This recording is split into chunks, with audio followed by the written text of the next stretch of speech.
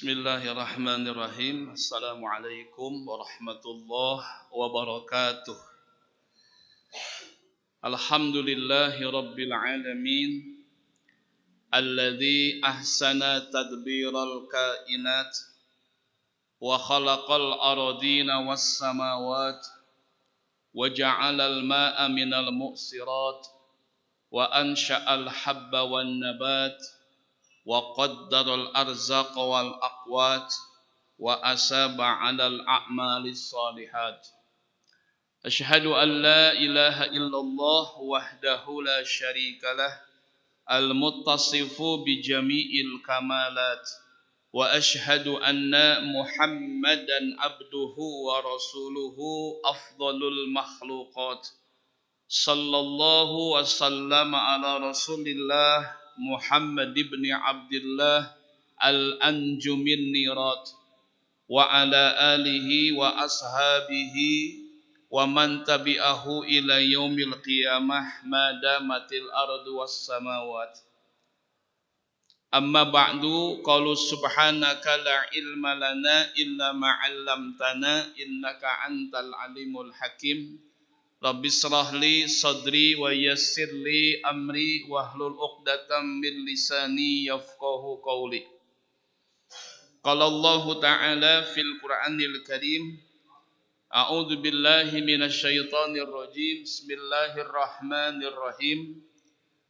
Alladzina qalu rabbunallah thumma istaqamu tatanazzalu 'alaihimul malaikatu alla takhafu wa la tahzanu wa abshiru bil jannati allati kuntum tu'adun. Wa qala Allah ta'ala, innamal mu'minuna alladzina idza dzukirallahu wajilat qulubuhum wa idza tuliyat 'alaihim ayatuhu zadatuhum imanan wa 'ala rabbihim yatawakkalun. Shadaqallahul azim. Puji syukur kita panjatkan kepada Allah Subhanahu wa taala atas rahmat dan karunia, taufik dan hidayah, atas izin dan pertolongannya jua dan nikmat sehat wal afiat yang masih Allah berikan kepada kita dalam melaksanakan seluruh rangkaian aktivitas rutinitas kita, baik hablum minallah dan hablum minannas. Semoga dengan nikmat sehat wal afiat ini menambahkan kesempurnaan ibadah kita kepada Allah Subhanahu wa taala. Semoga dengan nikmat sehat wal afiat ini Allah berikan istiqomah kepada kita, dan semoga di penghujung usia kita Allah wafatkan dalam husnul khatimah. Salawat salam senantiasa dilimpahkan, dicurahkan selalu kepada Nabi Muhammad sallallahu alaihi wasallam, kepada keluarga, sahabat, kerabat. Semoga sampai kepada kita keselamatan, keberkahan ada dalam sunnah Nabi sallallahu alaihi wasallam. Hadirin hadirat yang dimuliakan Allah Subhanahu wa taala. Keteguhan hati di dalam menjalankan seluruh nilai-nilai kebaikan merupakan bukti jati diri kita yang punya wibawa dan punya karakter. Sehingga di dalam menjalankan seluruh kebaikan, baik untuk urusan sesama kita, hablum minallah, hablum minannas, dan hablum minallah, tentunya kita harus punya satu keteguhan hati. Sebab segala kebaikan yang kita lakukan itu tentunya akan menyalahi keinginan hawa nafsu kita. Dan itu kita rasakan sendiri. Betapa setiap kebaikan yang kita lakukan itu selalu bertolak belakang dengan hawa nafsu. Sehingga perlu ada keteguhan hati kita. Ajeg pancet hati kita, tegarnya hati kita dalam menjalankan satu nilai kebaikan. Saat keteguhan hati itu muncul dalam hati kita, maka saat itu kita punya jati diri, kita punya wibawa, dan kita punya karakter. Contoh kecil saja. Ketika Rasulullah Shallallahu Alaihi Wasallam berdakwah, kalau Rasulullah tidak punya keteguhan hati dalam menyampaikan risalah dakwah dari Allah Ta'ala, coba kita lihat bagaimana pemuka Quraisy saat itu datang kepada paman Abi Thalib, menyampaikan pesan kepada beliau untuk disampaikan kepada Rasul Shallallahu Alaihi Wasallam. Artinya mereka itu udah kerepotan dengan dakwah Nabi, maksudnya banyak orang-orang mereka yang masuk tauhid gitu. Sehingga kalau dibiarkan dakwah Nabi ini pasti akan mengganggu ketenangan mereka, karena banyak orang-orang mereka yang masuk tauhid dan itu meresahkan mereka. Lalu disampaikanlah kepada paman Abi Thalib agar Nabi menghentikan dakwahnya dengan iming-iming jabatan yang tinggi di Mekah akan diberikan, harta yang berlimpah pun akan diberikan, dan wanita cantik pun akan diberikan, asalkan berhenti berdakwah. Disampaikanlah oleh paman Abu Thalib kepada Rasul Shallallahu Alaihi Wasallam. Apa jawab Rasulullah dengan keteguhan hatinya? Ya ammu, law wada'u samsa fi yamini wal qamar fi simali ala an atruka hadzal amra ma taraktuhu hatta yuzhirallahu au uhlika fihi. Wahai pamanku, jangankan tawaran seperti itu.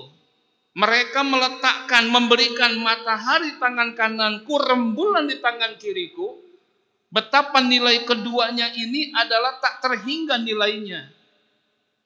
Agar aku meninggalkan dakwah ini, mataraktuhu, aku nggak akan tinggalkan. Hingga Allah memberikan kemenangan atas dakwahku atau aku binasa dalam dakwah ini. Lihat bagaimana keteguhan hati Rasulullah. Walaupun diiming-imingi dengan segala macam keinginan hawa nafsu, tapi itulah keteguhan hati Rasulullah. Sehingga dengan keteguhan hati ini, Rasul punya jati diri, Rasul punya wibawa, Rasul punya karakter. Sehingga menimbulkan jiwa yang kuat, mental yang tahan, hati yang lapang, jiwa yang mandiri, manusia yang tahan uji. Perlu keteguhan hati. Seandainya Nabi Muhammad menerima tawaran itu, saya yakin pasti Nabi Muhammad tidak punya jati diri, tidak punya wibawa, dan tidak punya karakter. Kenapa? Bisa dibeli. Contoh yang kedua, kita tahu Ashabul Kahfi. Betapa keteguhan hati mereka dalam memegang tauhid kepada Allah. Ashabul Kahfi ini masih keluarga kerajaan yang hidup di zaman Raja Dicyanus sebelum Masehi. Zaman Romawi kuno itu. Kita tahu bahwa ketika Raja Dicyanus sebagai raja yang menyembah berhala, dan ini jadi ketentuan hukum kerajaan bahwa semua rakyatnya pun harus sama dengan rajanya. Mau tidak mau, senang tidak senang, harus mengikuti keyakinan raja yang dianut pahamnya. Dan konsekuensinya bagi mereka yang tidak mengikuti ajaran keyakinan rajanya pun akan mendapatkan banyak kerugian dan ancaman dan kezaliman. Tetapi 7 pemuda ini dalam Al-Kahfi, bagaimana keteguhan hati mereka hidup tengah-tengah kerajaan yang berbeda paham dengan kerajaan. Lalu diabadikan oleh Allah dalam Al-Kahfi 14. Warabatna ala qulubihim idh qamu faqalu rabbuna rabbus samawati wal ard lan nad'u min dunihi ilahal laqad qulna idzan syatata. Warabatna, dan kami teguhkan kata Allah ala qulubihim, atas hati mereka Ashabul Kahfi. Kapan? Idh qamu, ketika mereka berdiri di hadapan rajanya. Dapat kita pastikan, kita bayangkan bagaimana ini pemuda menghadap raja berdiskusi masalah tauhid. Ini namanya orang bunuh diri, saya katakan. Tapi kalau Allah enggak teguhkan hatinya, warabatna ala qulubihim, yang jelas berbeda dengan keyakinan rajanya, konsekuensinya jelas itu kan. Rabbuna rabbus samawati wal ard. Tuhan kami hanya zat yang menciptakan langit dan bumi. Lan nad'uwa min dunihi. Kami enggak akan menyembah kecuali hanya Allah Subhanahu wa taala. Ini satu keadaan kalau tidak diteguhkan hatinya oleh Allah, enggak akan mungkin sanggup berdiri di hadapan seorang raja yang demikian. Lalu karena takut ucapan ini akan mengganggu yang lainnya, diiming-imingi berbagai macam jabatan, harta, kekuasaan, tapi berpindahlah keyakinan, tapi tetap mau.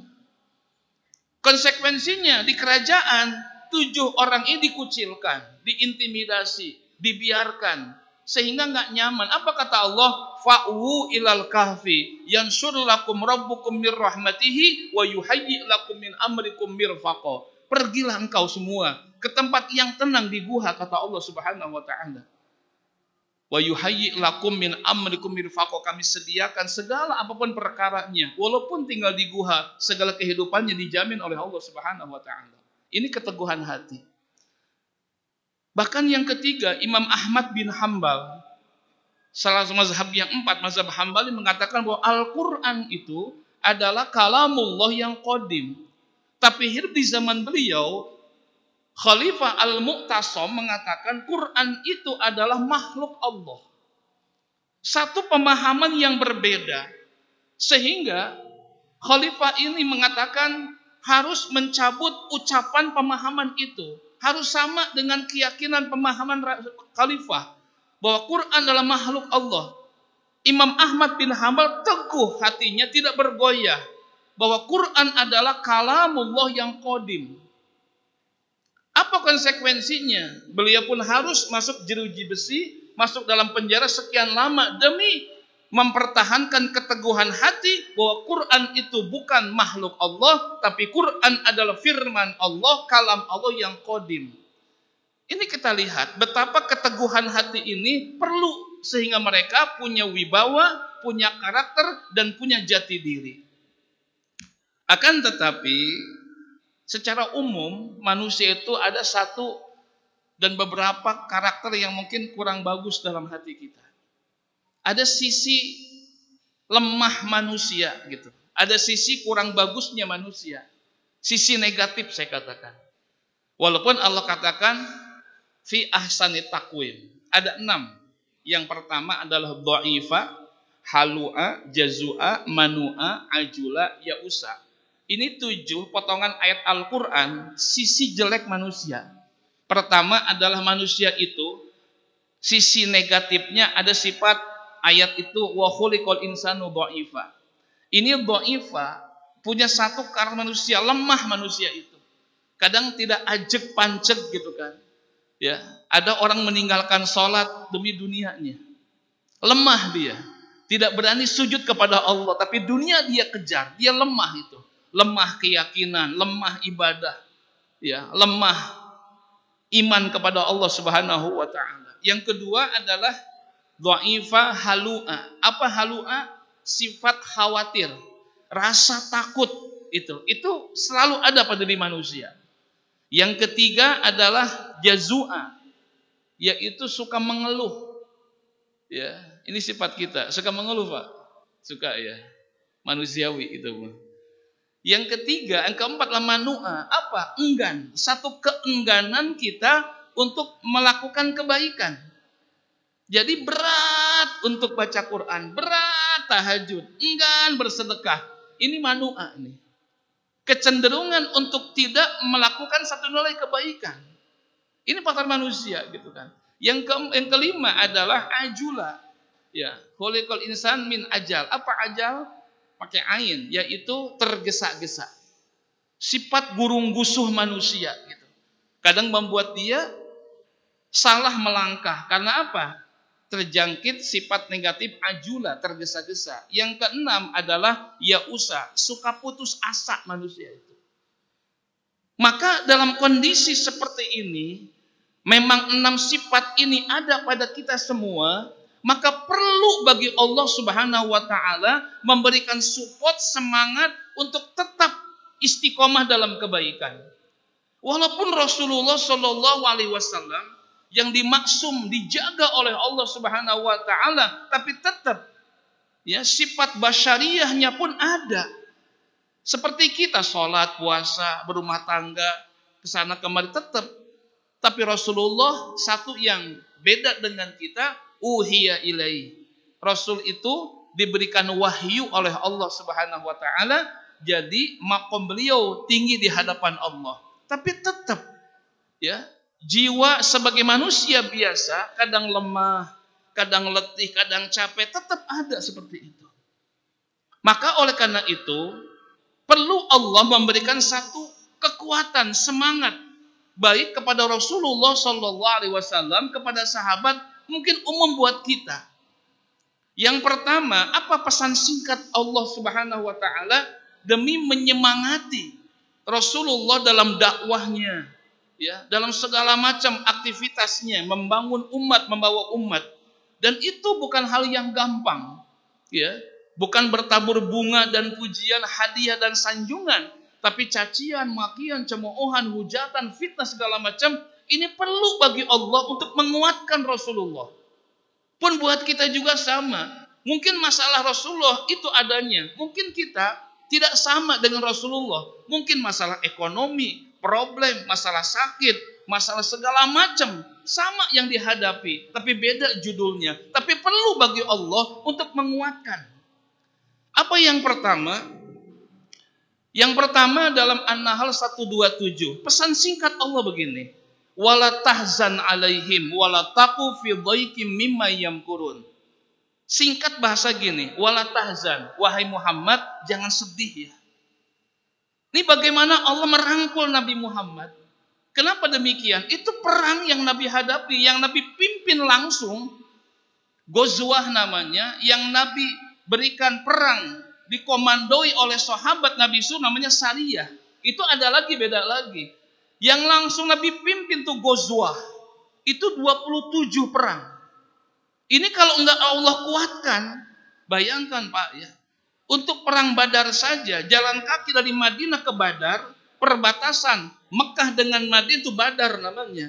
Itu 150 km berjalan kaki. Sanggup tidak kita seperti itu? Ini berat bagi sahabat dan Rasulullah. Ya. Kenapa? Maka perlu dikuatkan, disemangati. Sudah jumlahnya minim dari musuh. Jumlah 300, musuh 1000. Jumlah 1000, musuh 3000. Yang lebih dahsyat lagi ada perang Khandaq. Nabi dengan sahabat 3000, musuh 10.000. Senjata minim, peralatan perang minim. Tapi lihat kenapa? Semuanya menang. Kenapa? Perlu disemangati oleh Allah Subhanahu wa taala dengan kalimat singkat, wala tahzan alaihim. Muhammad, jangan sedih kamu. Wala taqu fi dhaiqim mimma yamkurun. Dan kamu jangan sempit hati kamu, jangan sesek dada kamu atas apa yang mereka siasati jelek. Siasat busuk mereka, rencana jahat mereka. Kamu jangan kecil hati, kata Allah. Lihat bagaimana Allah cek urama ngupahan hati Rasulullah sallallahu alaihi 27 perang yang dipimpin semuanya menang, kecuali Uhud saja satu yang hampir menang tapi nggak jadi. Kenapa? Perlu disemangati gitu kan. Wala tahzan alaihim wala taqu fi dhaiqim mimma yamkurun. Ya kalau anak kita gagal, tes kesana kemari, semangati. Nak, jangan sedih, nak. Nanti ada lagi waktu, begitu. Perlu mensupport semuanya. Bahkan dalam Ali Imran 139, wala tahinu wala tahzanu wa antumul a'launa in kuntum mu'minin. Jangan lemah, kata Allah. Jangan sedih, kata Allah. Gagal, coba lagi, jatuh, bangkit lagi, gitu kan. Jadi Allah negerkan hati kita, Pak. Kalau kamu banyak dosa, jangan khawatir, terus bangkit. Ambil taat kepada Allah. Taubat sama Allah, jangan terbelenggu dengan masa lalu. Semangat, kata Allah, gitu. Bahkan dalam At-Taubah 40 pun Allah menegaskan iz akhrajahul ladzina kafaru tsaniyasnain iz huma fil ghar iz yaqulu li sahibi la tahzan innallaha ma'ana fa anzalallahu sakinatahu alaihi. Kita lihat bagaimana ketika Nabi Muhammad ketika akhrajahul ladzina kafaru, Nabi Muhammad diusirlah dari tanah kelahiran kampung halaman. Bukan hal yang mudah. Pribumi penduduk asli lahir di situ harus diusir. Berangkat beliau dengan sahabat Abu Bakar As-Siddiq, Saniyasnain, izhuma fil ghar, ketika keduanya di guha. Nabi sampaikan kepada sahabat Bakar, ya, iz yaqul li sahibihi la tahzan innallaha ma'ana. Wahai sahabatku, jangan sedih, Allah sama kita. Ini kan kata-kata yang bagus. Meninggalkan kampung halaman, segala pernak-pernik yang ditinggalkan, hanya Allah semata. Lalu fa anzalallahu sakinatahu alaihi, Allah berikan ketenangan. Itu penting saya katakan. Ini pesan singkat Allah Subhanahu wa taala. Yang kedua, pesan singkat Allah Subhanahu wa taala dalam Al-Ma'arij ayat 5. Singkat saja katakan, fasbir sobron jamila. Wahai Muhammad, sabar ya, gitu kan. Sabar yang indah. Ini gitu ya. Sabar yang indah. Kita sabar, iya, tapi nggak indah, Pak. Kita sabar tapi ngegerutu gitu. Kita sabar tapi kuku lutus di belakang. Maka ada bahasa fasbir, sobron, jamila. Nah, yang jamilanya ini yang kita nggak dapatkan gitu. Sabar mah sabar tapi nggak tegur sapa lagi. Sabar mah sabar tapi nggak silaturahmi lagi. Sabar mah sabar tapi diblokir nomornya gitu. Seperti itu, Pak. Jadi udah nggak akur lagi, sabar tenang, cuman kita nggak sobron jamila. Apa yang Nabi sampaikan? Ketika Nabi sampai di Madinah, berapa tahun kemudian Nabi kembali ke Mekah untuk melaksanakan ibadah di Baitullah dengan membawa 1.500 sahabat. Yang di Mekah, Pak, gentar, pikir mereka Nabi balas dendam kali ya. Karena tahun-tahun sebelum Nabi diperlakukan tidak manusiawi, diusir. Pikir mereka Nabi akan dendam. Terlihat ketika Nabi melewati Mekah tersebut, pintu ditutup rapat, jendela pun ditutup. Takut Nabi balas dendam. Apa Nabi katakan?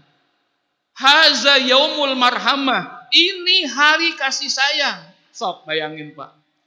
Betapa indahnya sabar Nabi. Walaupun dia aniaya dizalimi, enggak dendam tuh. Enggak dendam. Mereka ketakutan. Enggak, ini hari marhamah, hari kasih sayang. Kaget mereka. Itulah pesan Allah. Fasbir, sobron, jamila. Sabar mah sabar, amek-amekan gitu kadang-kadang gitu. Aral bahasa kita jangan. Itu namanya pesan singkat Allah Subhanahu wa taala. Dalam Al-Anfal 65, pesan singkat Allah, ya ayyuhan nabiyyu harridil mu'minin. Wahai Nabi, semangat gitu kan. Semangat. Jangan apa? Mantik sunaun tong epes mer gitu tah. Tong tepayaan gitu kan. Harus kuat gitu kan. Kobarkan semangat orang-orang beriman. Ini penting saya katakan, maka umat Islam jangan lemah, jangan kecil hati gitu kan. Kudu semangat. Kan gagal coba lagi, jatuh bangkit lagi. Terus seperti itu. Ya, itu pesan singkat Allah Subhanahu wa taala. Terakhir yang keempat, dalam Al-Furqan 58, wa tawakkal 'alal hayyil ladzi la yamut. Muhammad, serahkan semua urusan kepadaku, kata Allah. Sudah, ikhtiar maksimal, berusaha sudah, serahkan sama Allah. Siapa Allah? 'Alal hayyil ladzi la yamut, zat yang maha hidup, yang tidak terkena kematian. Selesai, Pak. Sehingga dengan 4 singkat ini semua perang selesai dengan baik. Ya, menang semua, bahkan Syariah pun perang yang Nabi berikan kuasa kepada sahabat, silakan perang, kok nggak ikut kata Nabi, itu pun menang semuanya. Kenapa? Ini pesan singkat Allah yang perlu Allah semangati dalam kondisi lemah, apalagi seperti sekarang ini di tengah-tengah situasi keadaan. Perlu pesan singkat Allah ini masuk dalam diri kita, keluarga kita, dan anak-anak kita. Demikian yang disampaikan. Mudah-mudahan pesan singkat Allah ini masuk dalam hati kita, sehingga apapun yang kita hadapi, itulah jawaban Allah Subhanahu wa ta'ala. Amin ya Allah ya Rabbal Alamin. Itu mungkin yang dapat disampaikan. Mohon maaf atas kekurangan kehilafan. Billahi taufik wal hidayah. Wassalamualaikum warahmatullahi wabarakatuh.